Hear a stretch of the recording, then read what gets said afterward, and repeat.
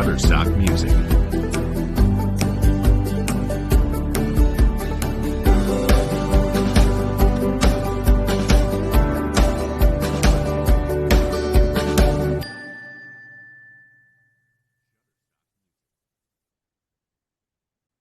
Okay, a pleasant good morning sa inyong lahat, no? And welcome back to my virtual classroom.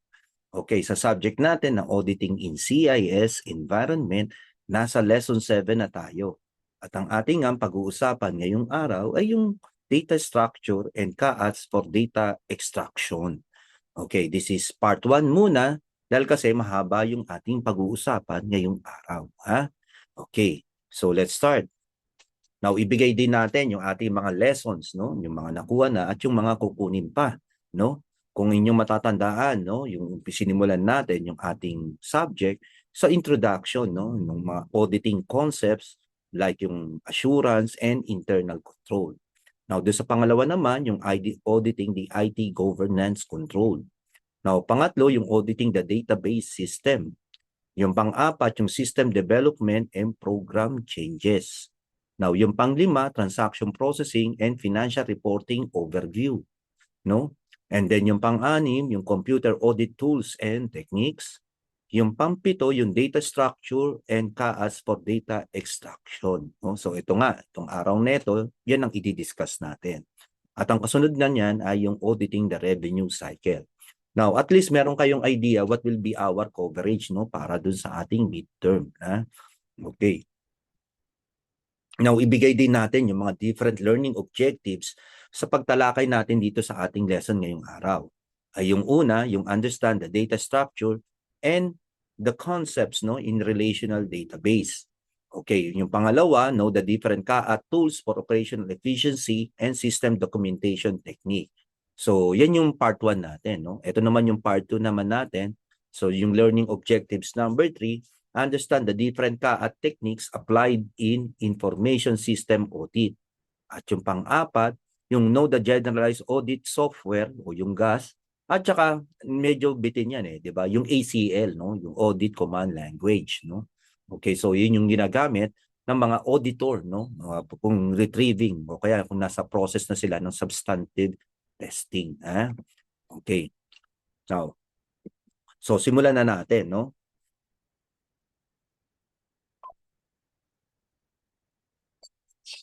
Okay. Now, not operational yung sa natin, but more of yung bigyan muna natin ng introduction about yung data structure. O dito medyo meron tayo mga babalikan uli ng mga concept, no. Now, sa data structure actually meron tayo, no, ito yung natin, no, yung una yung mga fundamental components muna. So, yung una, yung organization refers to the way the records are physically arranged in the secondary storage device.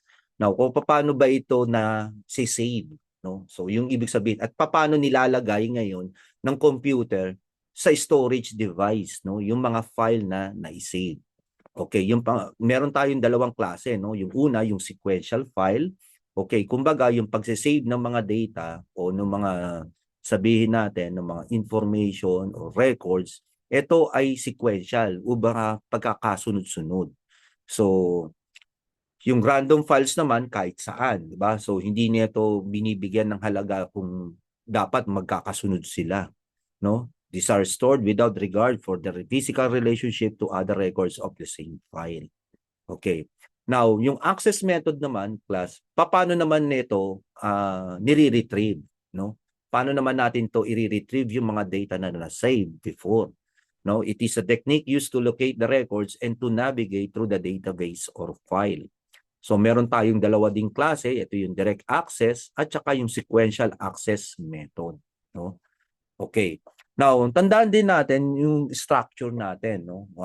'Di ba may dalawang klase, yung flat file data structure kung saan ang computer, 'di ba, wala silang common na storage device or they are not linked together.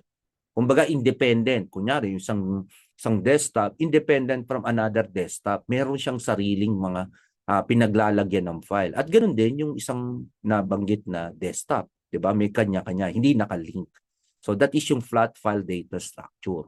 While naman, another structure naman, yung database system, kumbaga meron itong isang common na storage device, no? Ito nga yung database. Kung saan yung mga computers ay nakalink together to a common storage device o yung database. Ha? Okay. Now, yung file processing operation, paano ba paano ba yung file na po-process? So iba-iba yung klase ng pamamaraan. O yung una diyan, syempre, nire-retrieve natin yung record, no? Based on its primary key. Now, yung primary key, ito yung pinaka parang sabihin natin na pag pinindot mo siya, meron siyang actually kasi yung primary key, yun yung pinaka parang sabihin natin, pag pinindot mo, yun ang magti-trigger to get the record of that yung primary key. 'Di ba? Kung ano lang mga information na kailangan mo. Now, yung nakalink diyan, that is yung foreign key, Okay, when it comes to yung sa relational database, no? After tinalakay natin 'yan do sa accounting in CIS environment, no? Another way, yung file processing operation, yung insert, no? When you try to insert a record, no, in an existing file. So, nag-i-insert ka, no? Okay, sabihin na natin, insert a additional, no, information, no, ano existing. Now, another, update a record in a file. Okay, so iba naman yung update, na kunyari, pag in-insert mo, it is a new information. Pero pag update natin, nandun na yung information, tapos ngayon, ang ginagawa mo na lang doon is pinapalitan mo na lang, no? Ano man yung value, no? And then yung pang-apat, read a complete file of record, no? Kumbaga, i-retrieve, no? Find the next record in a file, scan a file for records with a common secondary key, no? Okay, and then yung last, delete a record from a file, no? So yun yung mga different file processes, no? Now, yung flat file structure, paano ba yung flat file structure? Now, pag sinabi nating flat file, no, ito nga, no, yung sinasabi natin, hindi naka-integrate, no? Hindi, kumbaga, 'di ba, sabi ko nga kanina, yung flat file, a computer is independent from another computer kasi meron siyang sariling storage device at meron din siyang, yung isa naman, meron din siyang sariling storage device. So therefore, not integrated yung kanilang mga file. No? Wala silang common, may kanya-kanya sila. So that is yung flat file model. Now, ano yung mga characteristics niya? No? And users in this environment own their data files rather than share them with other users. Okay. Now, another, data processing performed by standalone application rather than integrated system. Wala silang common application software. Kumbaga, may kanya-kanya rin silang sariling application software. No? Yung sa flat file model. Now, the flat file approach is a single view model that characterize legacy system. O usually, ito yung mga luma ng klase ng mga computer. No? Okay, so ito rin yung klase ng sistema na kasi ngayon, ang karaniwan na ngayon, lalo na sa mga malalaking kumpanya, integrated na lahat ng mga computer, no? Gumagamit na sila ng database system o database model. Now, database file are structured, formatted and arranged to suit the specific needs, no, of the owner of the or primary user. Kumbaga, yung kaano man ang data na naka-store, no, o kaya kung paano niya sinisave, based dun sa kanyang pangangailangan, yung mismong gumagamit ng computer. Okay, maaring ito ay kaiba dun sa another computer, may-ari uli ng computer o desktop. No, iba naman yung sa kanya kung paano niya sinisave. 'Di ba? So magkaiba, no? Wala silang walang common, no? Okay. Now, yung sequential structure, no? Okay, now ito naman when it comes to dun sa pagdating dun sa storage and even din sa retrieval. Now, yung sequential structure, pag sinisave niya, pagkakasunod-sunod, susunod-sunod, susundin niya whatever yung key. Like for example nito, 1874, 1875, 1876. Now, hindi mo pwedeng mauna yung 1876 sa 1874. So, ang pag-save niya, and even sa pagre-retrieve niya, babasahin niya muna yung 1874 and 1875 before kunin niya yung data ng 1876. Okay, ganun muna, no? So medyo parang magiging matagal, no? So the key are in sequence, in this case ascending order, no? Okay, now records are read sequentially. Ha? Now, all records in the file lie in a contiguous storage space in a specified sequence, no? Now, ascending or descending, arranged by the primary key. Okay, yung primary key dyan, yung 1874, 1875, and 1876. Ha? Okay, now, ano naman yung isa? Yung index random file structure. Okay, ito naman yung klase naman ng pagsisave and even pagre-retrieve, no? Pag sinabi nating index random, meaning at random siya, no? Hindi niya sinisunod yung orderly, no? Yung ibig sabihin na 1875 kailangan muna yung mauna yung 1875 o 1876. Like for example na ganito, no? Kung yung key value niya, no? So iba-iba 'yan, no? So hindi niya sinusunod talaga yung katulad nung sa sequential. So nilalagay nga lang niya yung sa physical disk storage ano ano rin no at random din dun sa ano. Hindi katulad dun sa ano mas organized kung sequential. Kaya nga lang magiging mabagal, di ba? Now, dispersed throughout the disk without regard for their physical proximity to other related records, no? Okay. Now, flat file versus index random. Okay. Now, one advantage of sequential index is that it can be searched rapidly. Okay, kasi lahat babasahin niya eh. No, before mo makuha muna, yun talaga sabihin natin yung kailangan mo na records. Now, ano yung downside nito? Baka magiging matagal kasi binabasa niya, no? Now, sequential files are more efficient deal of access time may be required no to access an entire file of records that are randomly dispersed throughout the storage device.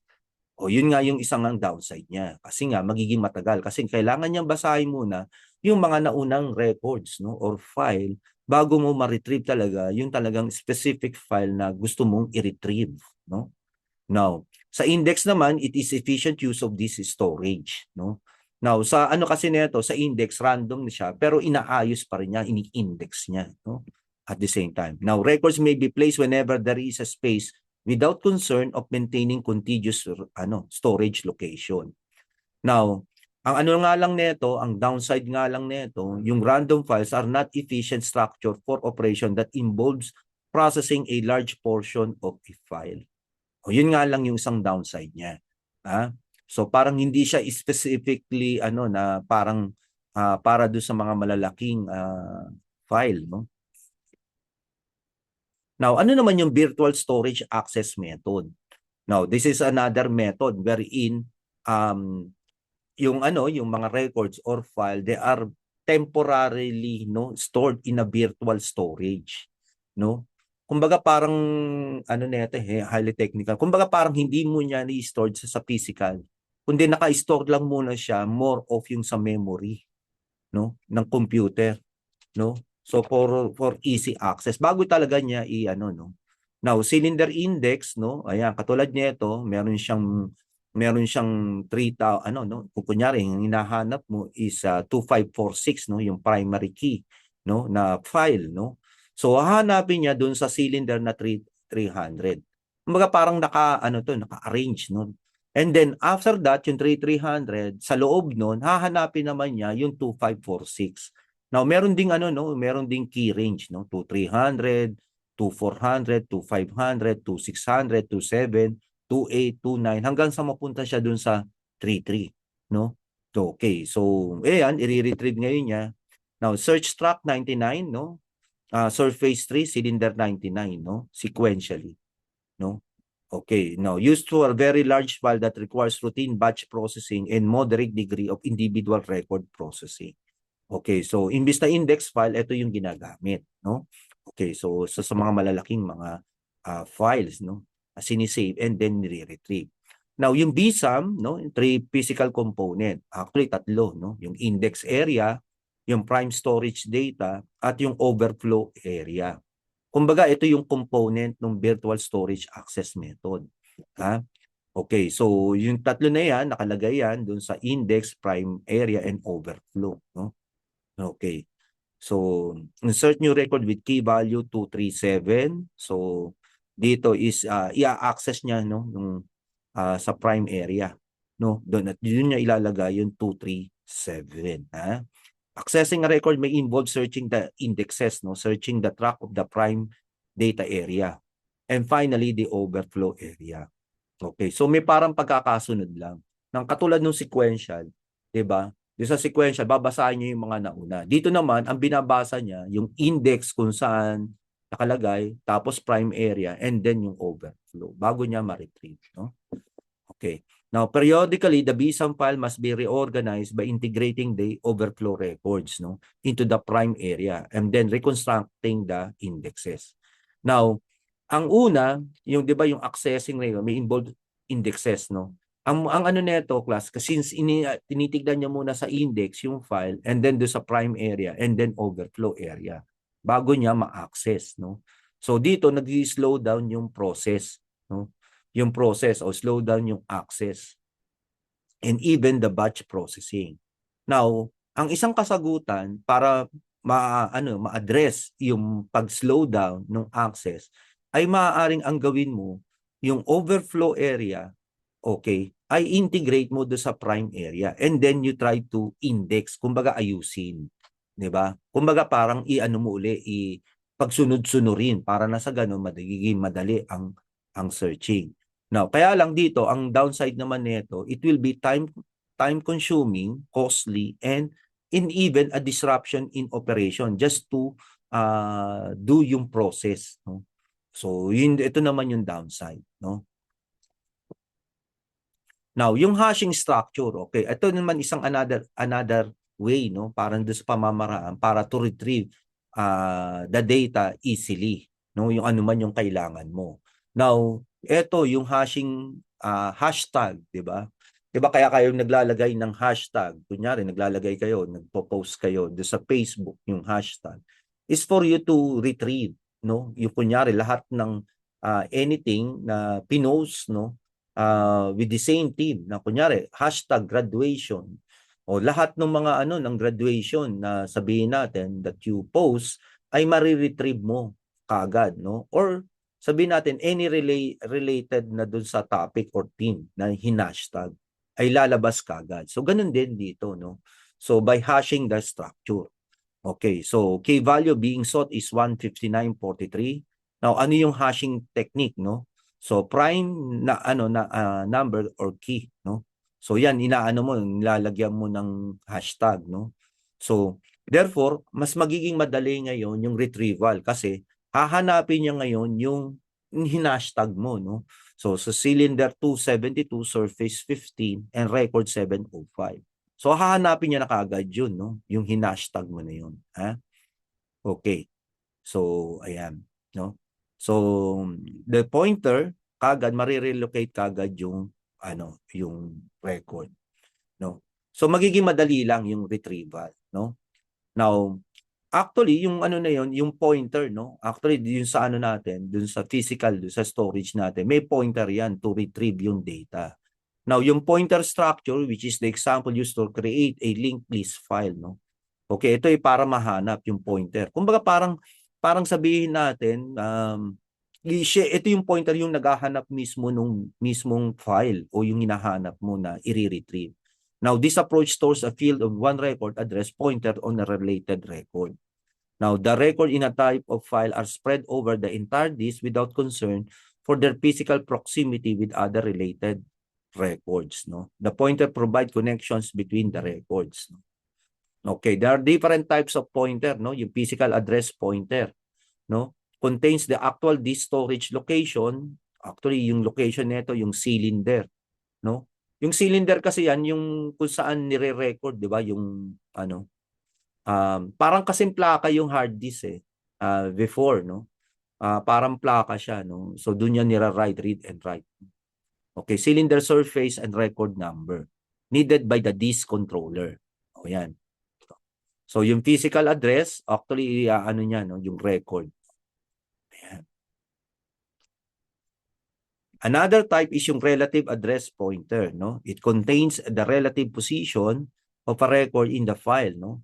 Now, yung conversion software calculate this by using the physical address. So meron dito na software na ano man yung hinahanap mo, i-convert niya, no, para madali niyang mahanap, no? So, the length of each record of the file and then relative address of the record being sought, no? Okay, so 135, yan, conversion routine, record. Now, ganyan yung ano, no, yung doon sa ano natin, sa ginagamit ng mga auditor, no? Para madali yung pag-retrieve, no? Nung hinahanap na mga file. Okay. So, pointer to 135th record of the file, o yan, iaano niya, no? Hahanapin niya, madali niya mahanap, no? Now, another in logical key pointer, no? It contains the primary key of the related record. Now, this key value is then converted into record physical address by hashing algorithm. Now, ito naman gamit ng hashing algorithm, no? Para to locate the file. Okay. Now, relational database concept, no? So, alam na natin kung paano nire-retrieve, ano yung nangyayari sa computer about yung retrieval, and even also yung pagdating dun sa saving, no, ng mga file, no? Now, yung relational database concept naman, no? Okay, so ibigay muna natin lahat yung mga definition of the terms, no, related do sa relational database concept. Now, yung entity is anything about which the organization wishes to capture the data. No, occurrence is used to describe the number of instances or records that pertain to a specific entity. Now, yung attributes are the data elements that define an entity. Now, maganda malaman natin to kasi as we discuss yung topic o yung lesson, ma-encounter natin, no, yung mga sinasabi dito, no? Another yung association and cardinality. Okay. Now, class yung ano kasi when it comes to database, may mga records not linked to another record, no? Okay, now dito pinag-usapan ito do sa accounting in CIS as a relational database, no? Okay, now ang ano rin natin dito yung auditing in auditing the database. So some of the terms na na-discuss doon maaring ma-discuss dito. Now yung data model is the blueprint of ultimately creating the physical database. Actually, meron ditong flowchart eh. 'Di ba? Pag when you are creating relational database, kung ano yung mga kailangan na mga records na nakalink do sa primary key. Okay, kasi merong mga pagkakataon nagkakaroon ng error. 'Di ba? Kasi hindi properly link yung mga records sa isa't isa, no? Okay. Another, yung entity relationship attributes, no? No, the graphical representation used to depict the model. Now, association labeled line connecting two entities in a data model describe the nature. And cardinality is the degree of association between two entities. Now, ito yung katulad nung entity relationship, yung customer, yung payment, and then yung product, no? So, yan, no? They are, syempre, yung customer, di ba, yung ano yan is nakalink, yung database, yung payment, and then yung product, no? Yung mga record na yan, no? So, pag pinindot mo yung isang customer, then lalabas doon kung ano yung product na binili niya at pwedeng lumabas doon kung kailan siya nagbayad, di ba? Okay. Now, hashing structure, no? Now, ito ngayon class yung sinasabi natin na database anomalies. Now, 'di ba kung kunyari hindi properly link yung isang record to another record, sometimes kapag pinindot mo kunyari pangalan, kunyari dito sa student, 'di ba list of student. 'Di ba merong diyang nakalink dapat kunyari sa isang student, nakalink yung record kung ano yung mga subject na kinuha niya. Now, another record probably na nakalink sa kanya, ano naman yung mga grade, 'di ba? So, that is kaya lang merong mga pagkakataon nga sinasabi natin, may mga pagkakataon na nagkakaroon ng blanco. 'Di ba kunyari pinindot mo yung pangalan ng isang estudyante, abay blanco, walang record whatsoever, 'di ba? Kahit na sabihin na natin, "Oh, sir, may record ako kasi meron pumasok." Ako meron na nandito na ako first sem pa lang, pero walang lumalabas na record. So therefore, merong error when it comes to linking, no? Nung linking ng mga date ng record niya do sa database. Now, yung una, yung database dependencies, no? At yung pangalawa naman ay yung linking normalized table. Okay, pag sinabi nating normalize, ito na yung na-correct na. 'Di ba? Kasi merong mga merong mga error na nangyayari about yung sa mga table, no? Okay. Now, ano yung mga database anomalies na 'yan? Okay, ano yung update anomaly, 'di ba? Now, nung nag-update ka, okay, hindi maayos yung pagkaka-update ng record, no? Now, it results to data redundancy and an unnormalized table. Kumbaga parang redundant, kakaroon ng redundant. Kunyari, dalawa lumabas. Kunyari, dalawa yung subject na lumabas, di ba? Di ba? O kaya sabihin natin, ang grade ng isang bata, pasado siya, pero lumalabas, wala pa rin siyang grade. Di ba? Kahit na in-update na. So that is the update anomaly. Now, insertion anomaly naman, it is a situation that occurs when adding new data to table result to inconsistent or incomplete data. So when you insert additional record or or information dun sa nagkakaroon ng error, no? Okay, another yung deletion anomaly. O ito naman, maaring accidentally or unintentional na delete yung file o yung record, no? O kaya na-delete yung pagkaka-link, no, dun sa record nung primary key, from the table. Now, database dependency, okay, so yung repeating groups, a repeating group is a term used to describe a situation in which a single record in a table contains multiple values of the same attribute, no? Now, partial dependency naman, a partial dependency is a situation which non-key attribute in a table depends on part of the primary key. Now, ito yung sa linking na, no, 'di ba?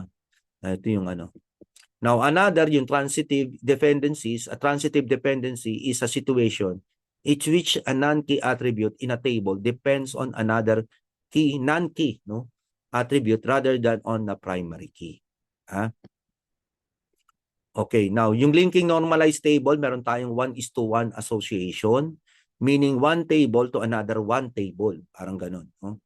Okay, so, exists between tables either or both primary keys may be embedded as foreign key in a related table. Now, 1:many, yung ibig sabihin ng M, no? Where 1:many, okay, association exists, the primary key of one table side is embedded on the table of the M side, no? Like for example, yung records ng student, maybe yung grades niya, yung kanyang yung kanyang information, 'di ba? Okay, kunyari sabihin natin yung information niya, yung kanyang yung kanyang age, yung mga Then another yung mga grades niya, yung mga subject. Okay. Now, case in many is to many, no, association to represent the many to many association between tables. A link table need to be created, na.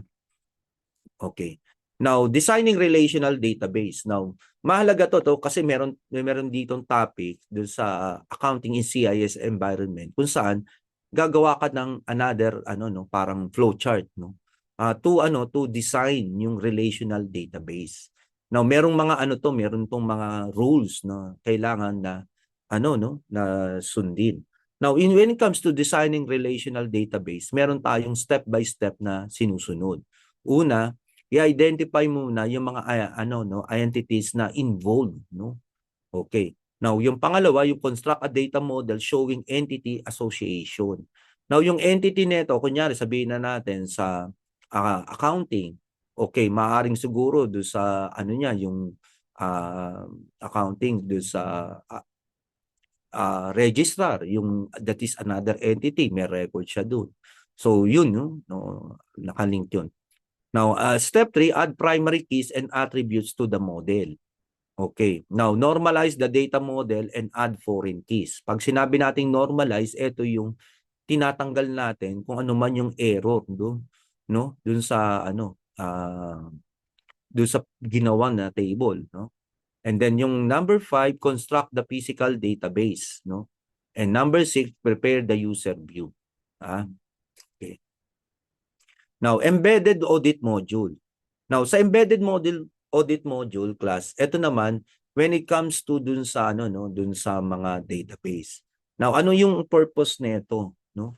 Okay. So, ang EAM o yung embedded audit module is also known as continuous auditing. Okay, ano ang nito, ang purpose nito, no? To identify important transaction while they are being processed and extract copies of them real time.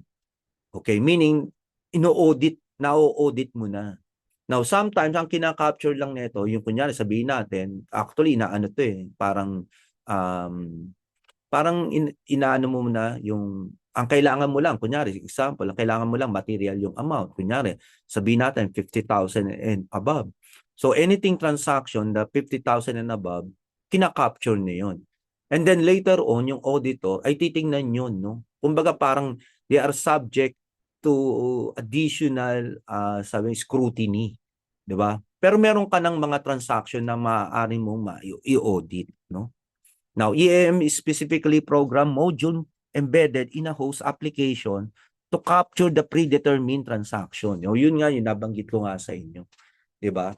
Maaaring maglagay ka ng certain amount or range, no, na kailangang i-capture ng embedded ng audit module. No, and then this is subsequently analyzed by the auditor. Now, kaya nga lang class, meron tong ano no, meron tong downside. Yung una, yung EAM decrease the operational performance. Okay, kasi minsan nagtatagal yung processing, no? Verifying EAM integrity, okay.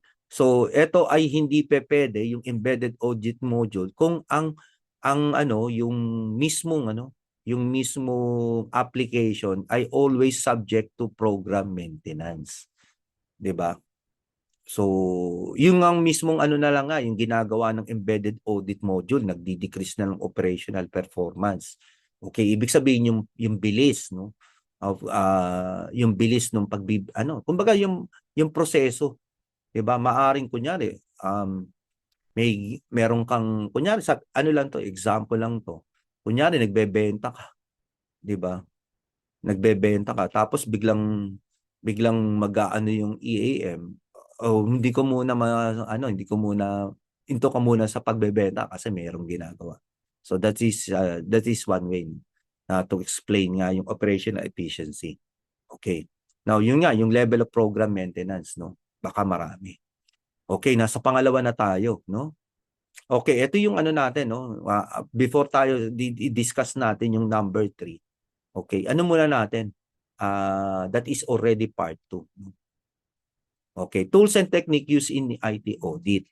Now, class, nung sa ano natin, yung last time, diniscuss natin yung mga different tools, no? Actually, ito mas bibigyan natin ng diin, no? Kasi mas marami pang mga tools na available sa audit, no? Sa mga auditor. Lalo na nung nagkaroon ng pandemic. Kasi ang naging reason nun is na merong restriction when it comes to sa paglabas, no, sa ng mga tao, pero kailangan pa rin talaga isagawa yung audit, 'di ba? So mas maraming mga sabihin natin, ito yung mga tools na pwedeng gamitin, no? Okay. Now, ang isa sa mga ano nito, yung mga purpose nito is to effectively, no, na maging effective at maging efficient yung audit. So therefore, may tatlo yung ano no, yung tatlo yung category. Now, yung operational efficiency, the software that helps auditor reduce the amount of time spent on administrative tasks by automating the audit function and integrating information gathered as part of the audit process. Now, ang ano lang natin dito 'di ba meron tayong budget, ang auditor kasi may budget ng time and also yung cost niya, yung magiging expenses niya. So kung merong mga software na makakatulong siya, and then mas ano no, magiging efficient at the same time maano niya no, masusunod niya kung ano man yung budget na allotted no sa audit. Now another yung system documentation technique no. Okay, ito tinalakay din to do sa accounting in CIS environment no. Kung saan tinalakay natin dito yung paggawa ng ano no, ng system, process at saka data flow chart no.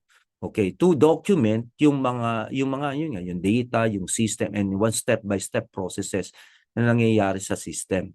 Now, methods such as flow charting, data flow diagram, and business process diagram applied to document and test application system, IT processes, and their integration with the IT environment. Okay. And then yung last, yung computer assisted audit techniques o yung CAAS software, no? Now, software that helps auditor evaluate the application control and select and analyze computerized data for substantive audit tests. Okay. Now, there are different types of audit productivity tools. No?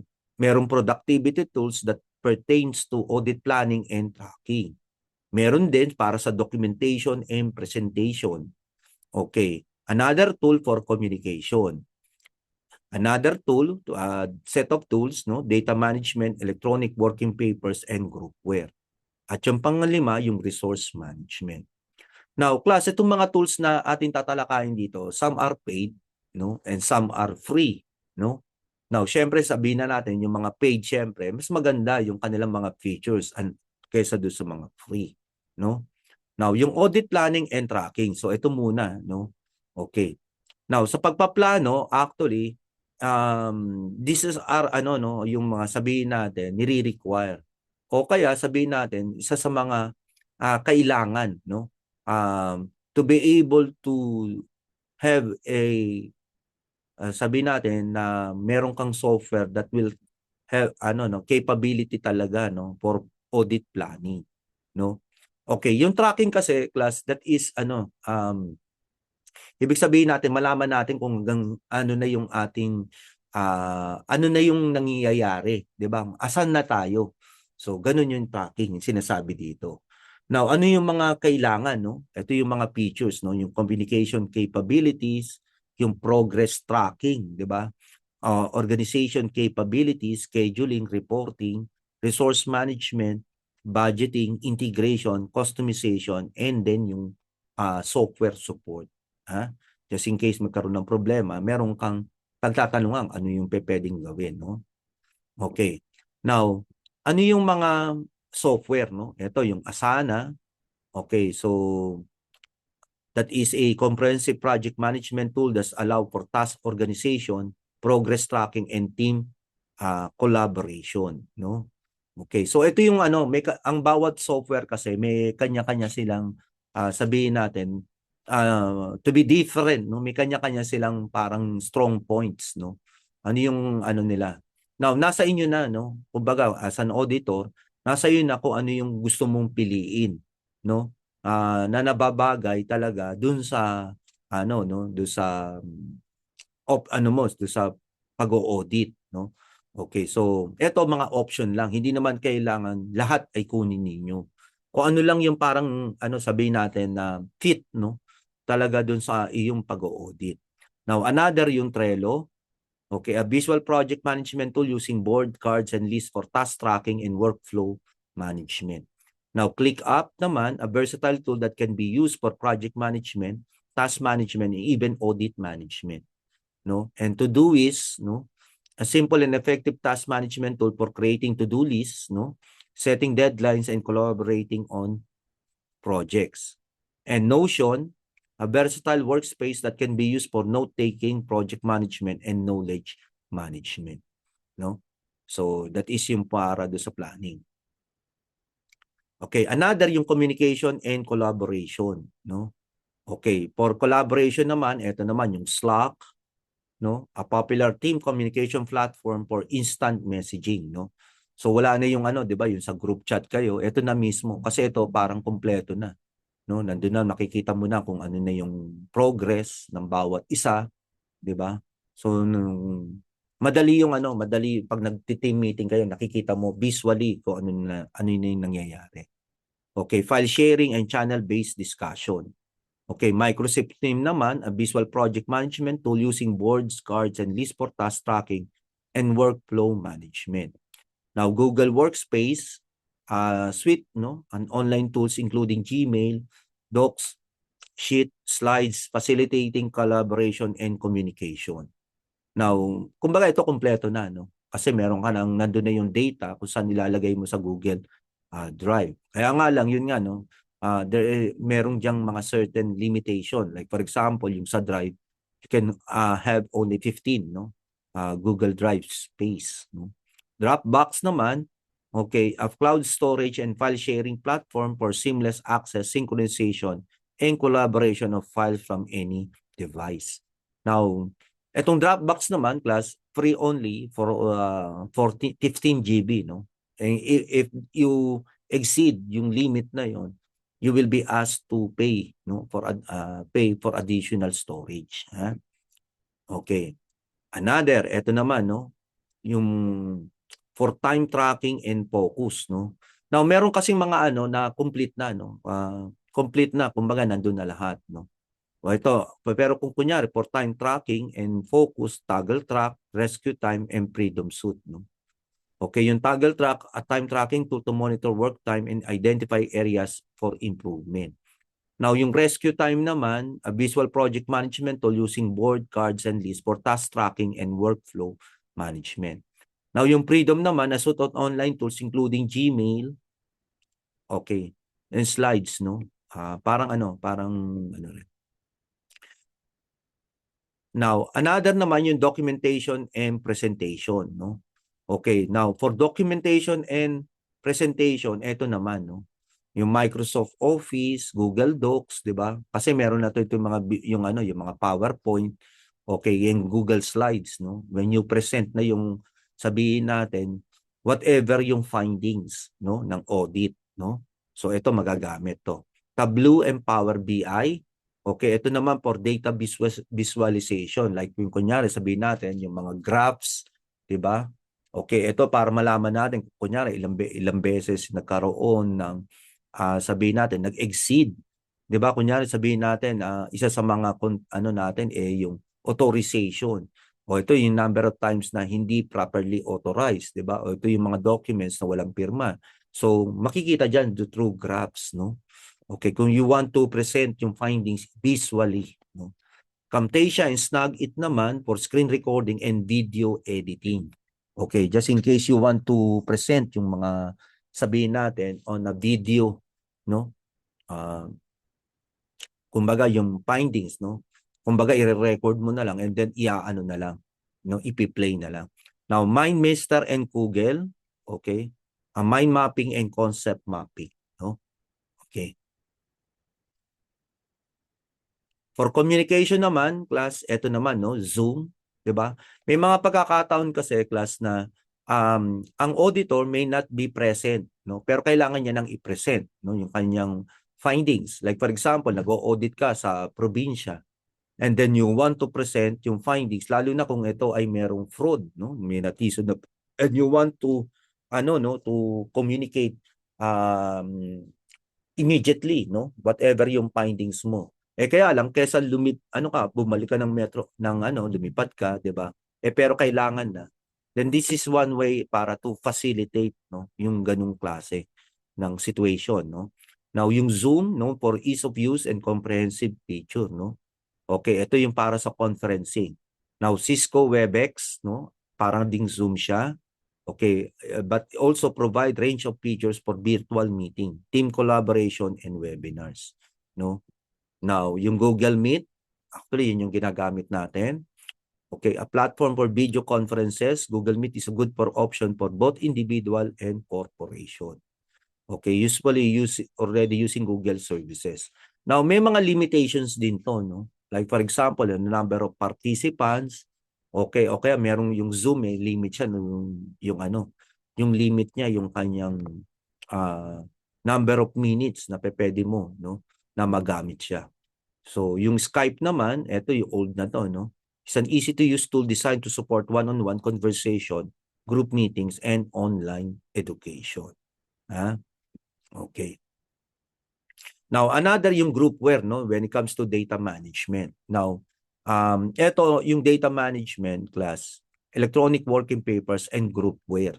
Now, yung groupware, ibig sabihin nito, ito na yung nandito na lahat. Yung pwede mo na lahat na not only one particular, kumbaga parang nandun na, parang sabihin na Swiss knife, nandun na lang yung lahat ng kailangan mo. And that is yung groupware.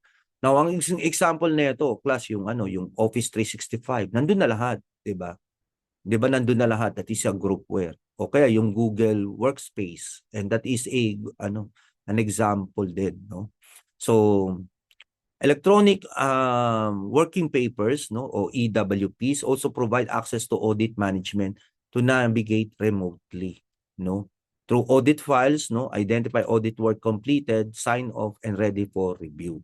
Okay, so yung collaborative software, yung groupware, is a specialized tool or assembly of compatible tools that enable business team to work faster, kumbaga parang sabihin natin na pwede niyang magamit. Like, yun nga, yung sa workspace, di ba? May sharing dun eh. Di ba? Di ba, you can, kunyari, isang Excel, you can share to another auditor. Di ba? Para at least, pwede siyang magbago o kaya chine-check niya, babaguhin niya, ganun. Di ba? So, may collaboration, kumbaga. Okay.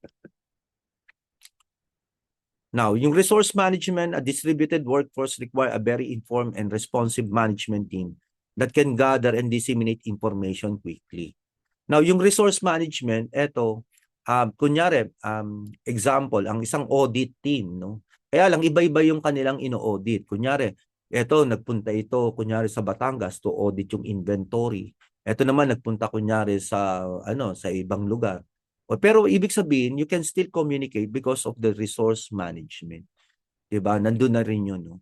So, important information can be rapidly gathered and disseminated function-wide through email, message board, and computer forums. No? Supervisor can provide immediate feedback and direction on audit projects through online review of electronic work papers. No? Okay. Now, ang example ng mga resource management, ito yung Kilo, Float, no, Resource Guru, Mr. Plan, Tempus Resource, at saka Resource First, no, and Toggle Plan. Ayan. Oh, yan yung mga example ng resource management, no. Now, usually ito yung nito yung audit team leader, 'di ba? Na sa ganun ma-facilitate niya o mapamahalaan niya yung kanyang audit team ng maayos, no? Okay, now, punta na tayo doon sa pangalawa, yung system documentation technique to understand application system. Now, yung documentation of application system is commonly performed using narratives, diagram, tables, data flow diagram, business process diagram, flowchart. Okay, so actually, di ba sabi nga natin, maganda kung ito ay visual, no? Mas madaling maiintindihan. No? So, yung tatlo. Now, Statement of Audit Standard o SAS, no? Number 109 na sinasabi that it requires the auditor gain the understanding of the entity and its environment to determine those control relevant to the audit. So, magagawa lang natin yan to proper documentation kasi yun yung magpapakita na ginawa natin yung trabaho. No? Okay. Now, flowcharting as an audit analysis tools. Now, yung flowchart, di ba, represent a method for identifying and evaluating control strength. Kasi isa-isahin mo yung process. Di ba? Doon sa process mo, nakikita mo ngayon doon, di ba, ang unang ginagawa natin as an auditor, we try to assess muna yung risk. No? Tinitest natin, no, yung control before tayo mag-substantive testing. Okay. Now, makikita mo lang yung mga risk na yung kung pag-aaralan mo yung each processes, no? O kaya gagawin mo visually, no? Yung mga processes, yung documents, kung paano ito na-distribute, like yung data flow chart, and also yung system flow chart. Ano nangyayari through the system, no? Kung paano yung flow ng data, yung paano sa system, ano yung nangyayari, at saka yung step by step. Yan yun, di ba? Now, sabi nga natin, by definition, it represents a method for identifying and evaluating control strength and weaknesses, no, within the financial application system under examination. Now, ito yung mga yung mga pinag-aralan natin sa accounting in CIS, no, yung process flowchart, data flowchart, system flowchart, at saka yung entity relation flowchart. Okay. Now, ito naman yung mga different steps, no, in the development of flowchart. Una, understanding how application process. Now, you gathering facts, no, before you gawin talaga mismo yung flowchart, no. Identifying documents and their flow through the system. Okay? Defining the data elements, developing the flowchart diagram. Okay? Now, yung sumunod yan, evaluating the quality of system documentation, assessing control over the document. Okay, ito na yung tinitingnan mo na yung risk. Okay, and then determining the effectiveness of data processing. Okay, ibig sabihin lang nito yung control tinitingnan mo. Diba? Yung pinrocess ba, yung output ba nito, okay. Then assessing control over the documents. Yung output, paano ba ito napoprotektahan. Ah, okay. Now, flowcharting as an audit analytical tools, ito yung mga different types no ng mga flowcharting software na pwedeng ano no, pwedeng gamitin ng isang auditor. Now, again, some are paid, some are free, no? Okay. So, eto yun, yung lucid chart at may kanya-kanya sila yung ano no, yung strength no. Ibig sabihin, yung kanilang ano, yung kanilang sabihin specialty, 'di ba? So, syempre mga flow ano naman they try to be different, 'di ba? Para tangkilikin sila, 'di ba? Like for example, yung lucid chart for advanced functionality, Microsoft Visio for Microsoft 365 and Windows users, no? Okay, Zapier Canvas for diagramming business processes, Edromax for AI-powered productivity, Miro for an all-one remote team workspace, Mermaid chart for generating charts from text to code or code, no? YED for the best YED or WYED, no? For best diagram and flowchart software, Mockups, no? For UX design and wireframe, framing, no? Okay. Okay, number 3 na tayo. At dito tatapusin muna natin yung ating part 1, no? Okay.